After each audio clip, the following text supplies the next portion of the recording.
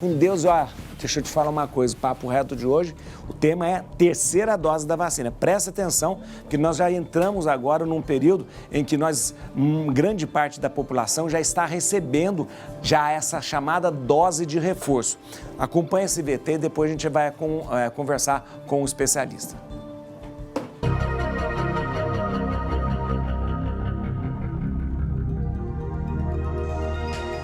Depois de quase 2 anos lidando com a pandemia, o mundo começou a respirar mais aliviado com a chegada das vacinas.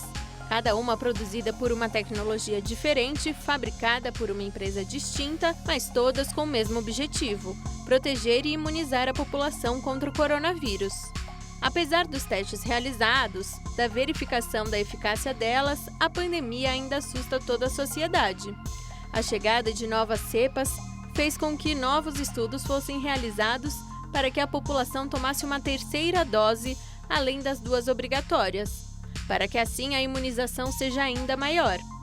Mesmo a sociedade se vacinando, o número de casos ainda não é suficiente baixo para que os cuidados diminuam. Embora ainda tenham informações a serem complementadas, é preciso entender que esta doença é muito recente e, portanto, muitas pesquisas necessitam ser realizadas.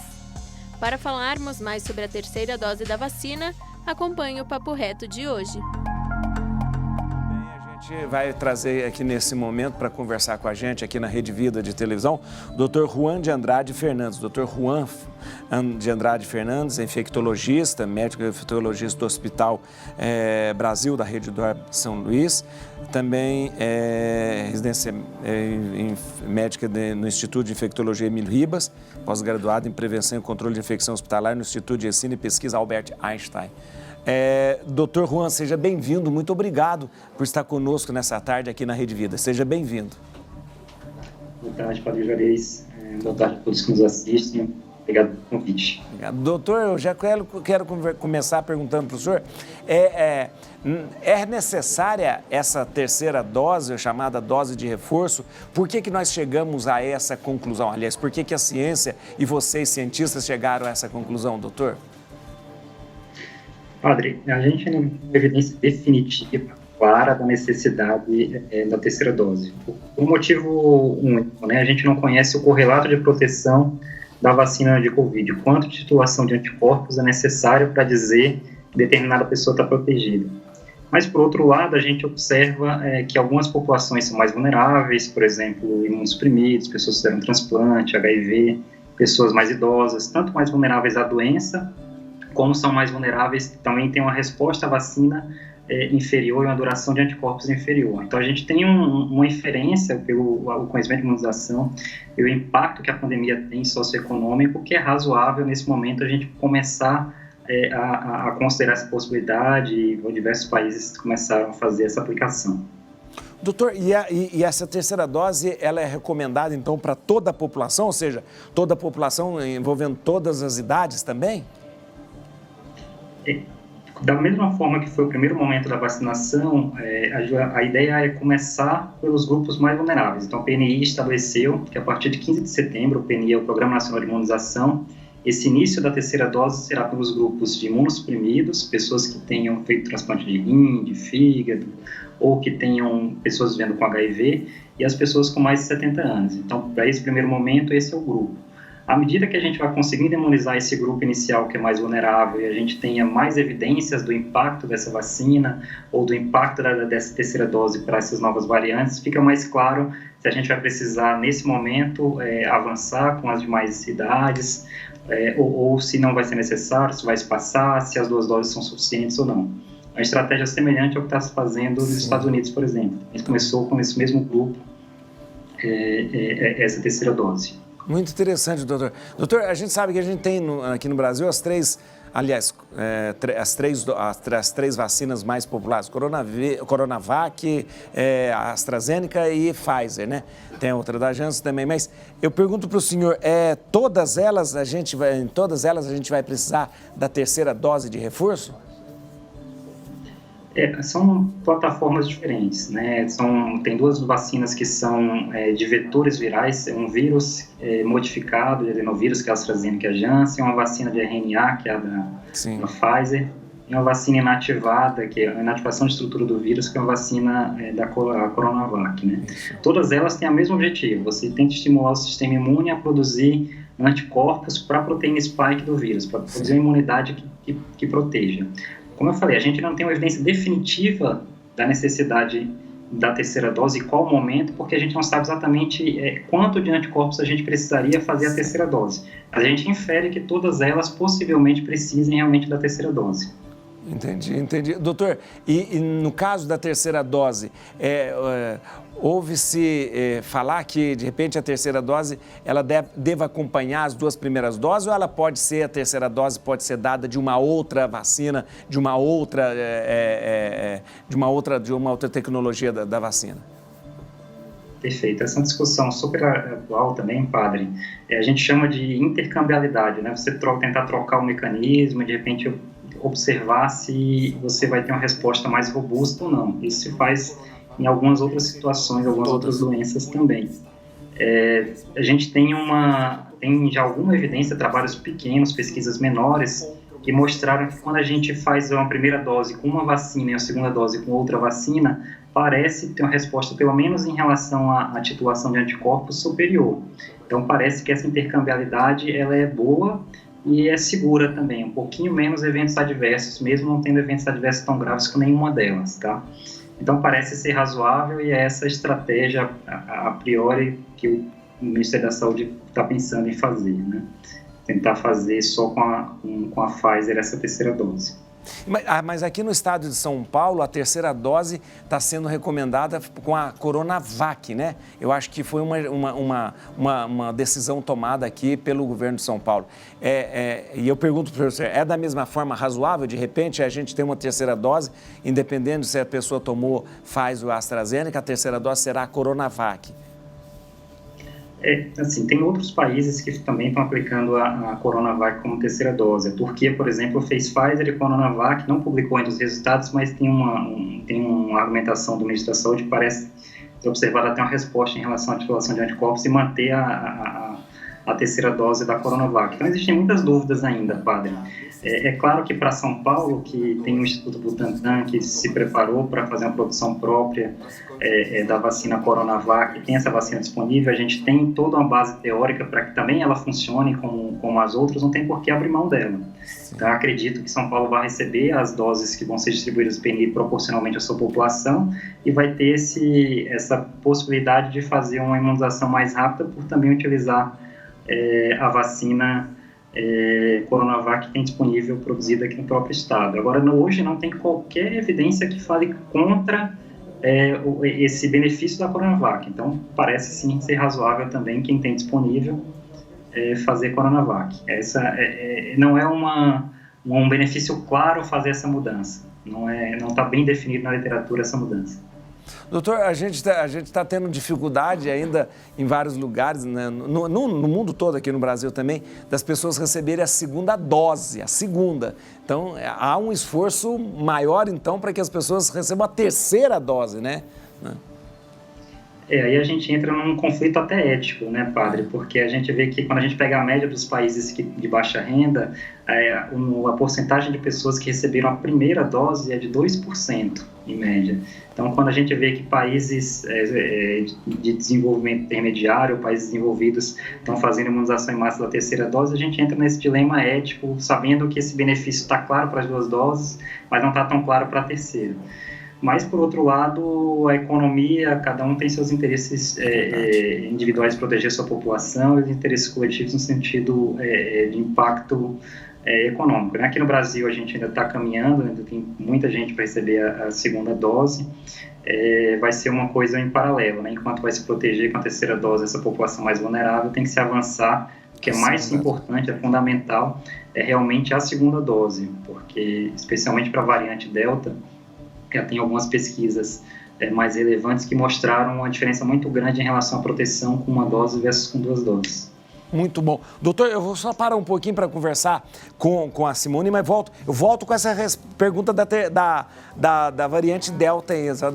Nós conversando sobre a terceira dose da vacina com o Dr. Juan, infectologista, que está nos ajudando a entender tudo. E eu continuo a perguntar para o Dr. Juan. Dr. Juan, é o seguinte, muito obrigado primeiro, mais uma vez, porque a audiência está uma beleza, todo mundo aqui com a gente, um monte de dúvidas chegando, e eu aproveito e passo essas dúvidas também para o senhor.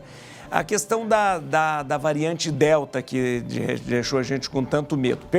Faço duas perguntas para o senhor. Primeiro, qualquer vacina, ela é eficaz e eficiente em relação à variante Delta? E a terceira dose, ela também pode ajudar e pode ser esse reforço mesmo para nos ajudar a ficar livre dessa variante Delta?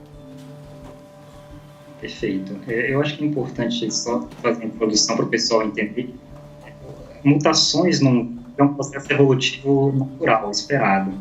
Então, o surgimento de novas variantes, dezenas de milhares de variantes o tempo todo, isso é um processo contínuo. O que acontece é que algumas dessas variantes do vírus que causa a Covid, elas causam preocupação, elas são chamadas exatamente por esse termo, variantes de preocupação, porque ou elas transmitem mais, ou elas causam doença mais grave, ou elas desenvolvem mecanismos para se defender ou da vacina ou de algum tratamento específico. E a gente tem 4 dessas variantes de preocupação, né, que são letras gregas para se denominar alfa, beta, gama e delta. A delta, dessas 4, é a que preocupa mais e é a que se tornou predominante em diversos países do mundo, inclusive agora em várias capitais do Brasil já é a principal variante que está circulando. Ela transmite mais, se especula de 2 a 3 vezes mais transmissível do que as demais e causa doença mais grave também.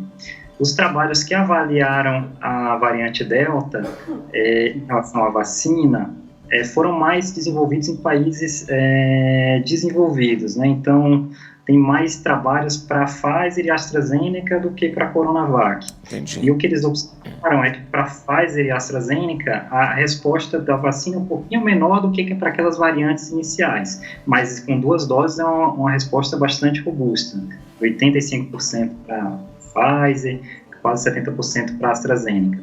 Da Coronavac, tem alguns trabalhos que foram publicados em cidades que tiveram surtos da variante Delta na China. Então, são trabalhos um pouco mais restritos em relação à variante Delta, mas que também, aparentemente, se observou que as pessoas que evoluíram de forma grave nessas cidades que tiveram surtos pela Delta na China eram predominantemente pessoas não vacinadas. Então, se infere também um bom resultado. Talvez, pode ser, sim, que a terceira dose cause um impacto em relação a bloquear esse avanço da variante Delta, mas aí a gente vai precisar de um pouco mais de tempo de segmento e de 2 publicações para a gente ter essa informação precisa. Doutor, e olha, a gente está assustado com a variante Delta e de repente aparece essa outra variante aí que nos deixa de cabelo em pé, a tal da MU ou MU, eu nem sei como que fala. E o que se sabe sobre isso, doutor? Esses processos, eles são, como eu falei, padre, eles são contínuos, tá? Então, o surgimento de variantes, a gente tem redes sentinelas que ficam no mundo todo, inclusive vários laboratórios de referência aqui no Brasil, que fazem esse sequenciamento e que tentam fazer processos de amostragem para ver o que está circulando mais, e quando se observa que tem alguma coisa diferente ou começa a aumentar a internação, tenta-se fazer um vínculo epidemiológico entre uma determinada variante e o que está se observando do ponto de vista clínico, ou que um fenômeno diferente que está se passando, né? Então, isso é um processo contínuo. A gente precisa de mais trabalhos para poder identificar se realmente vai ter um impacto diferente ou não. Eu acho que hoje o que está bem claro é que a Delta ela é uma preocupação mundial, ela se tornou rapidamente a predominante nos Estados Unidos, quase 100% dos casos, Inglaterra, mais 95% dos casos, aqui no Brasil tem capitais, Rio de Janeiro, São Paulo, mais 70% dos casos pela Delta também. Então, eu acho que para ela a evidência está mais clara em relação à preocupação. Doutor, a gente sabe que todas as vacinas, elas têm uma queda na proteção, né, a partir de alguns meses, né? Todas essas vacinas, elas têm mais ou menos a mesma queda de proteção, tendo que ser revacinado logo depois, ou pelo menos se espera que seja pelo menos uma vez por ano? Eu acho importante reforçar, padre, que a gente não recomenda que as pessoas façam individualmente esses exames para quantificação de anticorpos neutralizantes pós-vacina, porque isso realmente não muda a conduta a priori, como eu falei, a gente não sabe a partir de quanto você precisaria para estar protegido, então não dá para a gente fazer muito bem essa inferência. o tempo de decaimento, essa cinética dos anticorpos, ele depende de questões muito individuais. Então, como eu falei, para imunossuprimidos, para pessoas que tomam medicações que baixam a imunidade ou que tem alguma doença que cause essa imunodeficiência, que a gente chama de celular, ele cai mais rápido, tem um impacto na imunidade, produz anticorpos, que a gente chama de imunidade humoral, decai bem mais rápido. Mas para outros, tanto a AstraZeneca como o Pfizer, tem vários trabalhos mostrando que se sustenta após 6 meses de forma com um pulo relativamente elevado. Então não é a titulação que é o problema principal. O problema principal é a gente observar o impacto em vida real. Se começar a aumentar adoecimento, formas graves ou óbitos pela Covid. Ou em algum momento pode ser que a gente identifique qual é o correlato de proteção. Por exemplo, para hepatite B, quando a gente dosa o anticorpo que a gente chama de anti-HBS, ele está abaixo de 10, a gente sabe que a pessoa não teve a doença ou não foi vacinada, ou não respondeu à vacina, então ela não está protegida. A gente sabe exatamente quanto ela precisa para estar protegida. O anti-HBS tem que ser maior do que 10. Pode ser que em algum momento a gente tenha essa informação para a Covid. E aí pode ser que exista uma estratégia individual para isso. Vai fazer outra dose, vai fazer um esquema completo, vai mudar o modelo. Hoje a gente não tem essa informação ainda. Os trabalhos são variáveis, né? Alguns mostraram decaimento a partir de 6 meses, outros não, mas não tem como a gente fazer essa inferência em relação aos tipos de vacina e tempo de proteção ainda. Tem pouco tempo de segmento para isso. Doutor, o senhor acha que a gente vai viver para sempre convivendo com essa SARS-CoV-2, essa vírus que vai causar a Covid? O senhor acha que isso vai entrar na vida da gente e a gente vai conviver com isso, como os outros vírus da gripe, né? A gente tem 4 coronavírus que são endêmicos, inclusive são descritos desde a década de 60, né? Que já circulam aqui, 4 coronavírus que são conhecidos e que não têm um impacto importante. E tinha 2 outros coronavírus que são epidêmicos, que é o SARS, que teve um surto que iniciou na China, e o outro que chama MERS, que começou no Oriente Médio, vez ou outra ainda tem alguns surtos relacionados porque ele usa camelos como hospedeiro. Então a gente espera, é possível, é bem plausível que com o tempo o SARS-CoV-2, o vírus da Covid, ele perca a capacidade de levar a doença grave e ele fique talvez como um dos outros coronavírus endêmicos. Pode acontecer e é bem possível que isso aconteça. Para que a gente conseguisse eliminar a circulação do vírus, a gente teria que ter uma vacina muito eficaz e uma cobertura vacinal muito ampla de forma bem equânime, né? E uma queda na circulação do vírus muito grande. Parece, ainda mais com o surgimento de variantes que às vezes respondem um pouquinho pior às vacinas, e talvez isso não vá acontecer. Ele fique como uma variante talvez menos grave, mas persista como um vírus endêmico, vírus que circula, talvez de forma sazonal, em determinadas épocas do ano, ou de forma contínua. Doutor, eu queria tem mais uma pergunta, porque tem pergunta chegando aqui pra gente, doutor, peraí. Se está realmente... Pode mandar. A terceira dose, para as pessoas não terem medo de tomar. É verdade. A indicação do diretor aqui do programa falando aqui, ó, que se precisa da terceira dose, a gente precisa, sobretudo, tomar a segunda dose e ter a terceira dose para ser realmente imunizado verdadeiramente, né? Muito bom. Doutor, eu queria agradecer muito o senhor. E olha, obrigado mesmo. E eu queria só passar aqui os contatos do senhor. Olha aqui, gente, o site, você pode acessar o site www.juanfernandes.com.br. Atenção, www.juanfernandes.com.br. E também você pode entrar em contato com o Dr. Juan, contato@juanfernandes.com.br. É o seu e-mail. contato@juanfernandes.com.br. Você pode entrar também em contato no consultório do Dr. Juan, 0 operadora 11 97870 2733, 97870 2733. Dr. Juan é infectologista e também pode segui-lo no Instagram, @JuanFernandes_infecto, @JuanFernandes_infecto.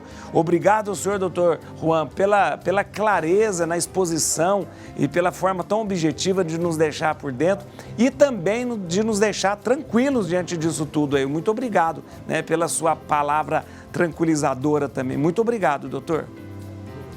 Perfeito, padre. Eu que agradeço o convite. Eu acho que informação é fundamental. Eu estou sempre à disposição para a gente compartilhar e fazer essa troca. Foi muito bacana. Obrigado, doutor. Obrigado mesmo. Gente, na verdade é isso. A vacina funciona, sabe por quê? Nós estamos com uma queda da média todos os dias. Ontem, há 2 dias atrás, nós estávamos com a média abaixo de 600.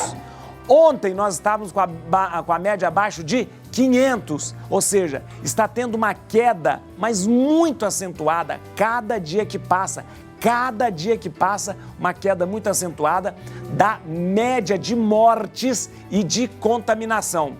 Por quê? Porque estamos sendo vacinados. Então, quanto mais vacinarmos, melhor. Então, eu peço a você que ainda não tomou a segunda dose, vá tomar a segunda dose. Você que não ainda tomou a primeira dose, vá tomar. Tem agora os adolescentes que estão tomando a primeira dose, é muito importante.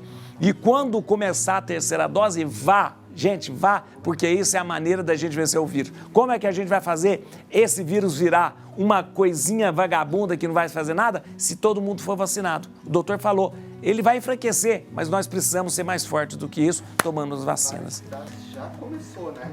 Várias cidades já começou a terceira dose. E tem uma...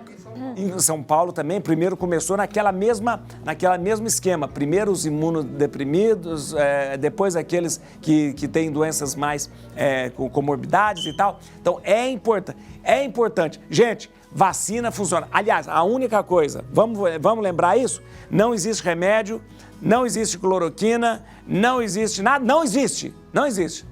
Não existe lombrigueiro para tomar, não existe. Existe o quê? Vacina.